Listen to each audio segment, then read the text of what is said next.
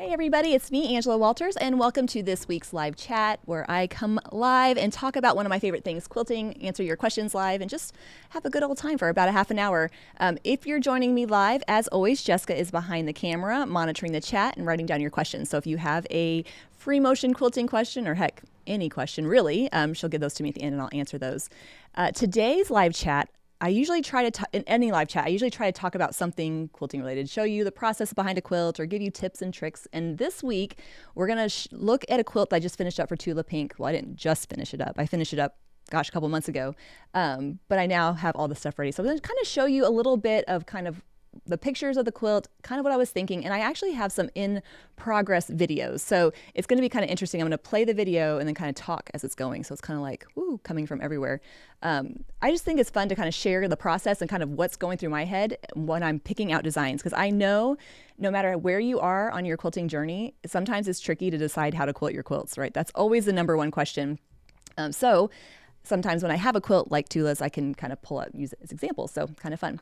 If you catched her chat, if you caught her Tuesdays with Tula, you might have seen me on here going over this quilt. And so this was one of her gray work quilts, and we're actually going to get this fabric at our store, so in our in-store brick and mortar shop. Anyway, this particular quilt features her fabric, and you know, anytime I'm looking at a quilt and I'm trying to decide how to quilt it, the first thing I always think of is what's the most important thing. And that's whether that quilt's for Tula Pink, whether it's for the Free Motion Challenge, whether it's for, you know, my nieces or nephews. And so with her quilt, the most important thing is to show off the beautiful fabric. I mean, she loves the pattern, all that's great, but really in this quilt, you can tell those blocks really showcase the different big prints in her collection. So at this point, my only job is to use the quilting to highlight those areas. Now, when I'm looking at this quilt, I got to tell you, when I first got it, it was a little tricky because one of my first things I look at is there room for a feather somewhere? And there was in the borders, spoiler alert, but the blocks that were in between, those kind of setting blocks, those gray squares are on point. There wasn't a whole lot of room. And even the frames around the fabric were fairly small. So I was like, okay, I got to get kind of creative. You know, I think sometimes we think that the quilting has to be over the top and it has to be just like difficult stuff everywhere, but that's really not the case. When we start looking at the close-up pictures of this, you're going to see I did some ribbon candy, some serpentine lines, pebbles and straight lines, a little bit of feathers, like the basic designs you see in a lot of my work. But I think it's interesting how you can use them in different ways. So when I got the quilt finished and before I gave it back to Tula, I decided to take a little video. I know sometimes it's hard to see the quilting in a picture, and so this fabric is so bold and beautiful that the quilting just kind of blends in. So I did a quick kind of little pan over it so you can see a little bit of the quilting, because in the pictures I just couldn't get to come out. Now that's what's exciting about dealing with busier fabrics, because sometimes you can't even see the quilting anyway. But looking at these blocks, you can kind of see some of the, I won't say limitations, some of the things I had to consider. These are, you know, these octagon kind of shapes. Those bright borders were about an inch wide, you know, kind of small. And then, you know, the gray borders were a little bit bigger, but not quite huge. So I decided, you know, what am I going to do with this? And so really starting from the top down as I'm working on the quilt, first was the border, because I quilt all her quilts on my long arm, and that's kind of how I approach the quilt. And on the border, one of my favorite things to do is to quilt feathers. You probably know this if you've heard my live chats at all. But the border wasn't quite big enough for a full feather, or at least not for what I wanted to do. So one of my favorite go-to tricks is to quilt that feather so that it looks like it's kind of going on and off of the quilt. Now, I could sit here all day and say, oh, I just love the juxtaposition of the look at, really it's easier for me to quilt it this way. But just because it's easier to quilt doesn't mean I can't still put a little bit of quilting in there to highlight the pattern in it. So in that border with those cool multicolored dots, I quilted the feather and then used the quilting to kind of highlight, you know, work their way around the dots that were not covered by the feather. So, you know, I think it's just kind of finding what works for you. Like for me, quilting a feather is actually pretty quick and easy. It's all relative, right? But, you know, then putting a little bit of that dense quilting around it is a great way to really make that feather pop. So I did take a couple of in-progress photos. I had such big plans for this quilt. I was going to like film me doing the whole thing and make it this whole video. And, you know, by the time I get halfway through the quilt, I'm like, this thing has got to get done. I just kind of put that all aside. But here you can kind of see the first part. So I'm quilting part of that feather and then filling in the space around it. Now, when I'm picking the filler around the feather, I'm trying to decide how much do I want this feather to show up? And since it's for Tula, and I know that the quilting is not going to overwhelm her beautiful fabric, I knew that putting a filler that was really dense around that feather just helps it pop off of there. It looks really great. And so some little pebbles, I know she likes little pebbles and little swirls and that kind of detail right there. I ended up going with a light gray thread here just because, the background of that fabric is light gray. It kind of blends in. And even here where you can see the texture or the shade of the quilting, that's because I have a light to the side of it. That thread really does blend in with the fabric and just kind of disappear. So if you're a little nervous about quilting quilts, I always say the secret to great quilting is use a blending thread color and quilt really small because nobody's going to see your quilting anyway. So, but here you can kind of tell some of that detail working my way around those blocks. And then when I was going through my videos, I found a little video of me actually quilting that part of that feather. So you can kind of see I'm quilting half of it, filling it in, and then working my way down and quilting the other side and filling it in. So it's funny, if you could see me filming this, I have a tripod with the camera right in front of me. I'm quilting around it. I'm trying to point out things. And so you can kind of tell, it's a little, just imagine the struggle there. But you can see here I'm quilting those petals so that they kind of look like they're coming right out from behind the rest of the quilt. Again, it's actually pretty easy once you get the hang of it, and I just love doing it. So quilting that in that area. So as I'm working my way down the quilt, I'm quilting those sections of feathers and filling in those areas. And when I'm done, I get this kind of cohesive look where it looks like it's kind of going in and out. So when you're looking at your quilts and you're trying to decide, how much room do I have or what do I want to quilt in that area, just kind of think about something that's easier for you and maybe something that stretches you outside of your comfort zone a little bit. Now, I have been quilting a little bit. I feel comfortable quilting feathers, but if you're watching and you're like, no, that's not my comfort zone, well, then maybe start with a feather meander or a different style design that you find a little bit easier. Anytime you look at a quilt and you see that focal element like the feather, just know that came first and the filler around it came second. And so I'm kind of filling in around that feather with that dense kind of quilting. I was really happy with how it turned out. I always love a good feather, and I know that Tula does too. And so we kind of chatted, the rapport that we have or our collaboration is the result of, 16 years of quilting tons and tons of quilts. So knowing what she likes makes it a lot easier to quilt them. And then here you can see where I'm just using the quilting to go around those circles. I had so much fun with this. The funny thing about me is I'm easily bored, but I'm also easily amused. So it kind of evens out. But when I was quilting this, I'm like, those dots, when you quilt around them, they look like the candy dots that you get on paper, that old-fashioned kind of candy. So I just kept imagining it was candy, and then I'd have to stop and go get candy. It was a whole thing. But it's just a great way to use the quilting to highlight the fabric and kind of show off that different texture right there. Even though I'm doing like some dense quilting, I'm kind of showing off at this point. It doesn't have to even be that. I could have just echoed around those circles and got the same effect. But I do know that Tula loves, a lot of pebbles and swirls, and so filling that in just makes it nice and fun. Now, when you look at the feather, you might think, oh gosh, that's so custom looking. I think it's important to know what is easy for you. Since I can quilt that feather so quickly, I make it nice and big so there's less space that I have to fill in with the dense filler. So even though this looks probably difficult, it's actually easier than quilting that filler everywhere. So kind of broke it up and keeps me engaged. Alternating between designs is key for me because I get, like I said, easily bored, and that just kind of keeps me engaged with it. So you can kind of see filling in all that little area. So after the borders, I'm working my way down and I'm kind of looking at the blocks themselves. The first thing I struggled with were those gray squares on a point in between the blocks. They're about like 5 or 6 inches, just big enough to like be able to do something, but not big enough to do like really cool stuff. And that one really threw me. I skipped a couple rows of those before I decided what I was going to do.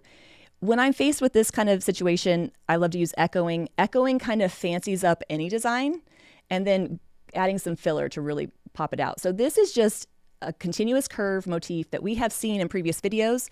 I mean, the continuous curve motif is great for blocks like this. It really draws attention to the center. But if you can look in there, you can almost see the piecing. It gives me my crosshairs. So I didn't even have to mark out the center point. I didn't have to do any of that. I could use the piecing as a guide. But to give it that little bit more of a custom Tula look, I added a bunch of pebbles and filler in around it. This isn't anything I would suggest doing, especially in this darker fabric, unless you really, really want to put that effort in there. This would have looked just as good without it. But like I said, I was trying to take this I don't want to say basic design, but this more simplistic design and kind of give it a little kind of oomph. And then I was really happy with how it turned out. And so I made a little video of me quilting along there. Now, sometimes the questions I get asked is, like, do I use a ruler when I'm quilting on my long arm? I do, especially when I'm going diagonal. So any kind of diagonal lines, I'm using my ruler to help me quilt that. And one thing you can kind of see is as I'm making my way around, when I reach the corners, I'm quilting a line that goes to the corner and kind of right back. The reason I'm doing that is that first one is how I got into the echo at the first place. So I was on the corner of the block, went over, started echoing. Since I have that extra line in there, looks like a mitered corner, I wanted to look intentional, so I do it on all 4 corners. So it gives it kind of like this mitered corner look, but just know it's also how I get into the block to quilt it without having to break thread. Then from that point, I can start quilting my motif, working my way from that point around back to where I started. Again, I'm using thread color that blends in here because I don't want the quilting to overwhelm her beautiful fabric and beautiful piecing. But I did want to, draw attention to those parts of the blocks and kind of have fun with it. It's kind of funny because watching quilting can be so mesmerizing. And sometimes I have to remind myself, like, don't get so caught up in watching. But there you can see the motif. When I'm quilting motifs, I'm not worrying so much that those curves are perfect. I know you've probably heard this before.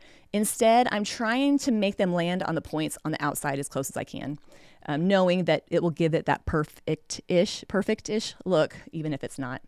And then again, just to really make that pop out, I was quilting some pebbles in the area between those arcs and those motifs. Definitely overkill, definitely when you really want it to pop off and really want to show it off. But the result is, I think, totally worth the effort. Because even though I have to quilt pebbles, I don't really have to quilt a whole lot because those areas are pretty small. So it's a great way to give it a little bit of a custom look without, having to go, all crazy with it.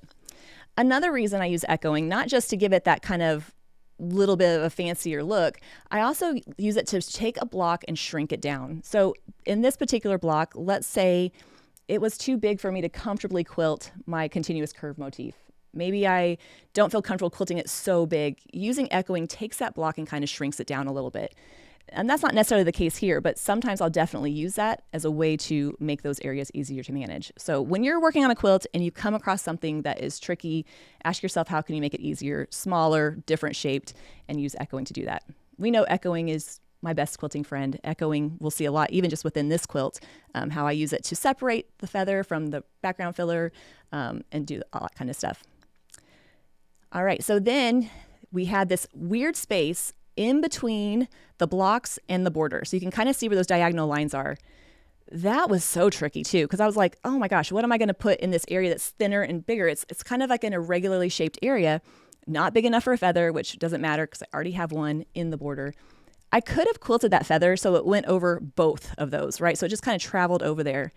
But that fabric that's kind of around the blocks is a little busier. And I'm like, the feather's going to kind of disappear. So it took me a little bit to kind of decide how to quilt this one. And eventually I decided to use some geometric dot to dot to kind of like break it up a little bit. So using the quilting to take that, shape and kind of make it a different shape to fill in. Last week, I kind of talked about one of the rules I make for myself is, if I quilt one type of design and I'm not sure what to do next, I pick the opposite. So I had just quilted this feather. I had just quilted all these dense swirls and pebbles.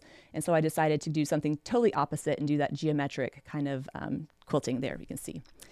It took a second to figure out how to flow from one to the next, and I did actually get a little video here. So I'm kind of quilting, creating my space, adding those diagonal lines that kind of fill it in, and then continuing on to the next side. So the number of parts of this design lend themselves to continuing on down the area. So I'm able to just stop right there, grab my ruler, and continue on. So I love it when I can figure that out. It doesn't always happen that way, but most of the time I can figure out how to quilt a design so that I don't have to break thread. I can just kind of go from one to the next. So doing dot to dot so that alternates direction kind of gives it a cool secondary pattern. And then eventually I was like, I don't know what to put in between these. I'm like, oh, what am I gonna do here? So I did some wishbones. So wishbones are a great design for, those 2-inch or so wide areas. So you can see me pointing to it right there. That's where those wishbones are gonna go. Really, I was pretty happy with how that turned out. It's kind of, like I said, an interesting area. And sometimes the quilts that come our way, whether you make them yourself or quilt for customers, they'll pose these challenges, and kind of working through them will help you get more comfortable putting your quilting designs in different areas. So once I got that done, I'm like, okay, this is great. Now I have the blocks. Now the blocks themselves were a little bit tricky because here I took a little video. If I am quilting something like this, I want to make sure that the quilting highlights the block. Well, look at that dark background, that dark border. That means I must really love her because I broke thread and quilted all that little face, and then I'm going to come back and put that darker thread in there. So when I'm working my way down the quilt, sometimes I have to skip ahead and come back to it, especially if I'm changing thread colors. So here you can kind of see a lot of the same thread colors, but that darker area I had to come back and get later. Sometimes the question I'm asked is, do I switch as I go or do I come back at the end? And normally what I'll do for an area like this, especially when it's just a little bit in each row, I'll save it for the end and then come back. I really don't love doing that because for me, mentally, once I get to the end of the quilt, I'm ready to be done. And if I have to work my way back up the quilt, it's always kind of like, it's so close, but definitely worth it to make the quilting kind of highlight the piecing there. Let me see, did I skip a block? No. It's so funny because I was like, what did I take a video of? It's funny to remember. So here you can kind of see me working through a block. This particular block, the fabric is gorgeous, but I could use a gray in all of it, so I didn't have to switch thread colors. For the most part, I was able to work that out. Now, when I talk about highlighting the fabric, right, how do you show off the prints? I mean, she's already done the work. She's already took the time to draw out that wolf. Blows my mind. I don't even know how one even does that.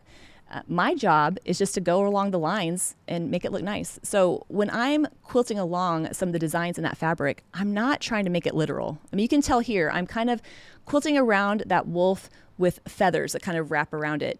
I'm not going to try to go around every little leaf. That's not only is that going to be not fun, it could be pretty distracting. So going around the elements that you want to show off, adding a nice texture in the background, like here where I'm adding those kind of feather pieces, just a nice way to do it. It's really scary for me to quilt in the face of a fabric or any kind of block, because the thing about animal faces is we know what it's supposed to look like. So when I do start adding that detail in those areas, I'm keeping it nice and simple. Like I'm not doing, sorry for the shaky there, I'm not doing a whole lot of detail. I'm just adding enough to kind of hold that area down and using the quilting around it to really kind of make it puff up. So here you can see I'm not thread painting here. I'm not doing anything too crazy. I'm just going around some of those designs that she's already given me, which is really nice. This is actually in real time, by the way, so this is like raw footage. I haven't even really edited it, so I was like, oh, hopefully I'm not making too many weird moves. But you can see here how that feather just kind of wraps around it. I always love a feather. I can fit it in one way or the other.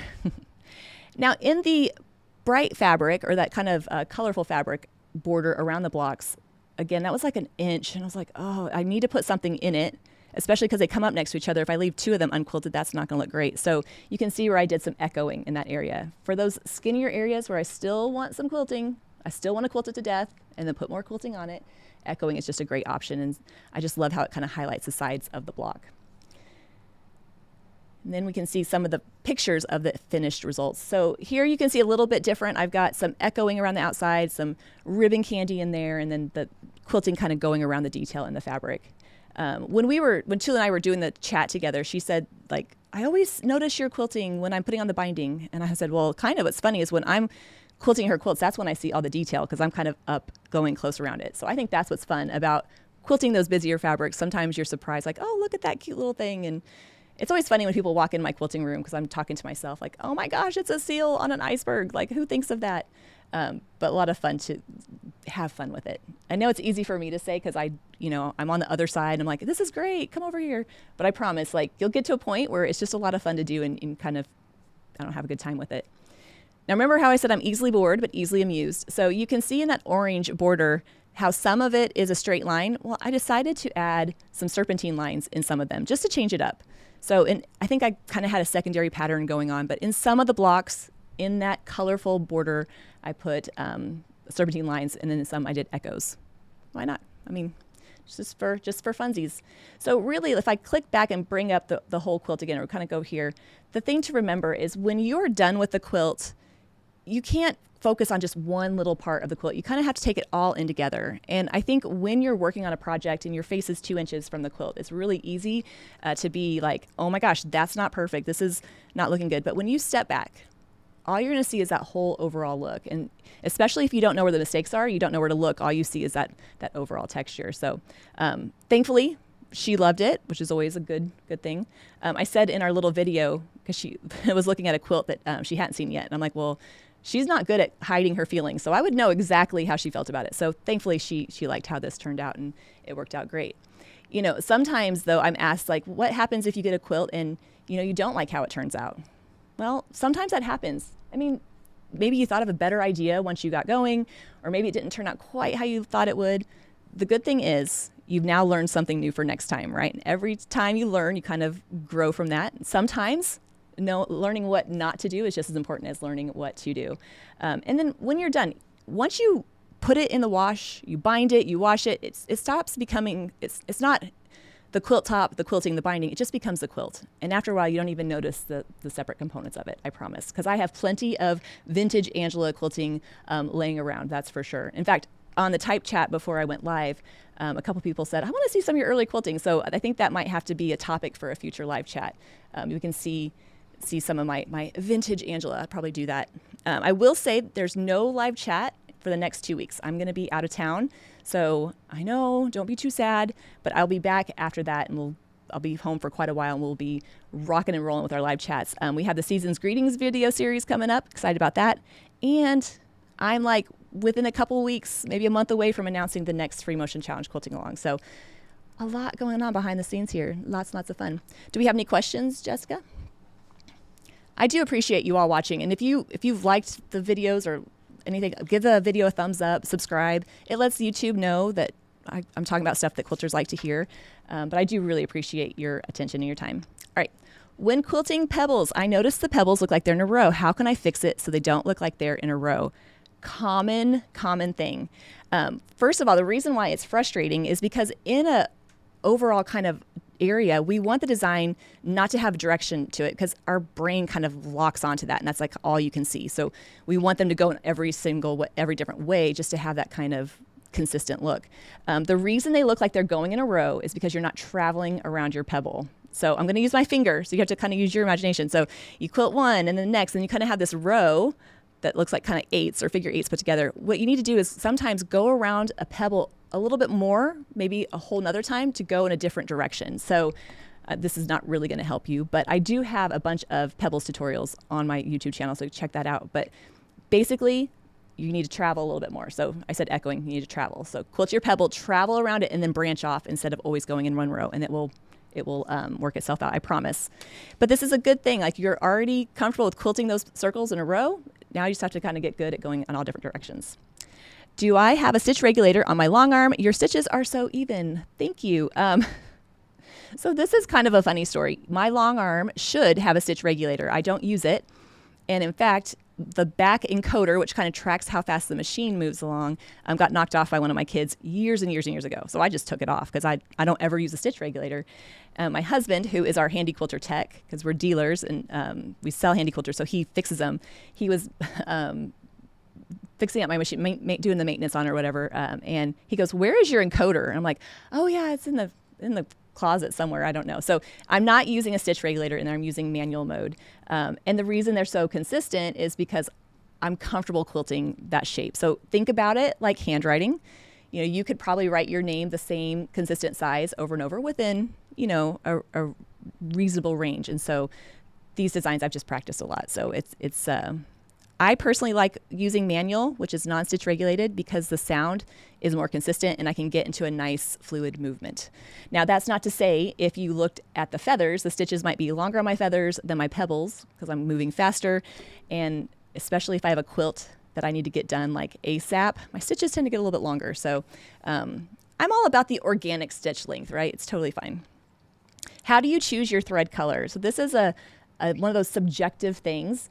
I pick some different options. I lay them out on my fabric and kind of audition where they're going to fall. Sometimes I'll have to change thread colors because I don't want the quilting to overwhelm the quilt top. I mean, that's kind of the main idea there.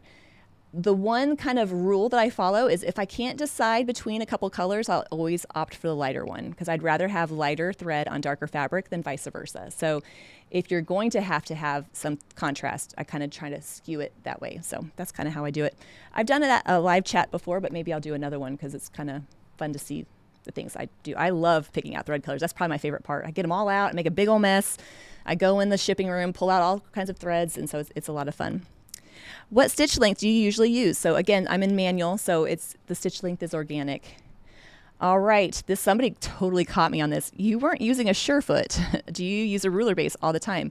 Okay, so the Surefoot is a higher profile foot that keeps your ruler from running over your foot and into your needle, and I'm not using one. I mean, this is not okay. I'm a dealer. Like, I'm supposed to be like the perfect example.